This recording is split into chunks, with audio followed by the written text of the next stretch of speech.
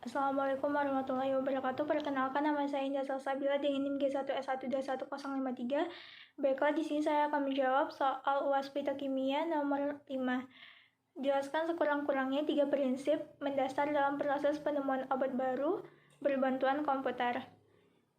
Prinsip pertama itu adalah CADD, Computer Aided Drug Design, yaitu suatu pendekatan untuk menganalisis bahan alam kandidat obat dengan menggunakan komputer.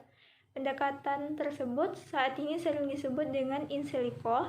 CADD meliputi prediksi toksisitas, protein modeling, molecular dynamic, simulation, dan molecular docking.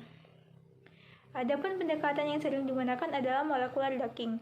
Molecular docking sendiri memanfaatkan komponen-komponen dari bahan alam tertentu lalu ditambahkan docking kepada protein target dengan output berupa binding affinity atau afinitas ikatan komponen terhadap protein target atau reseptor.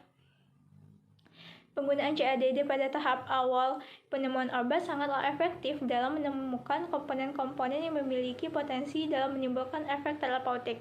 Hal ini tentu dapat menghemat biaya karena dapat mengetahui komponen uji spesifik sejak awal sehingga bisa meningkatkan efektivitas dari suatu penelitian. Metode yang kedua yaitu adalah ligand-based drug design atau yang disingkat dengan LBDD. LBDD itu memanfaatkan informasi sifat fisikokimia senyawa-senyawa aktif sebagai landasan mendesain senyawa obat baru. Terdapat 3 metode LBDD yang lazim digunakan adalah pharmacophore discovery dan hubungan kuantitatif struktur aktivitas atau kuantitatif struktur activity relationship atau disingkat dengan HKSA atau QSAR dan docking studies. Pharmacophore discovery yaitu metode yang dilaporkan aktif, kemudian dibangun suatu bagian 3D yang menggabungkan sifat gugus-gugus maupun bagian senyawa yang diduga bertanggung jawab terhadap aktivitasnya atau pharmacophore. Adapun QSAR sendiri itu memadukan statistika dengan sifat fisikokimia senyawa yang dapat dikalkulasi dengan bantuan komputer guna menurunkan suatu persamaan yang dapat digunakan memprediksi aktivitas suatu senyawa.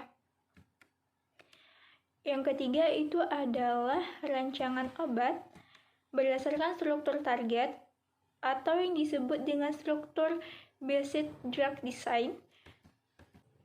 Metode ini dengan memanfaatkan informasi dari struktur target maupun sifat fisikokimia ligan dapat dilakukan screening uji interaksi senyawa-senyawa yang diketahui aktif atau ligan pada prediksi sisi aktif protein.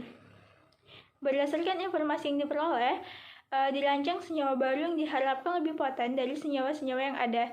Hal ini juga digunakan studi interaksi ligan dengan protein targetnya. Salah satu kelemahan docking study sendiri adalah dalam bentuk studi interaksi. Ada asumsi struktur protein yang kaku yang tidak dapat memfasilitasi efek induksi fit dari interaksi protein dengan ligannya.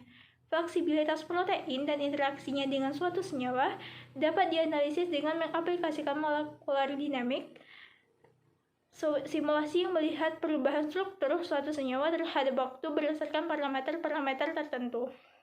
Baiklah, sekian jawaban dari saya. Lebih dan kurangnya saya mohon maaf. Assalamualaikum warahmatullahi wabarakatuh.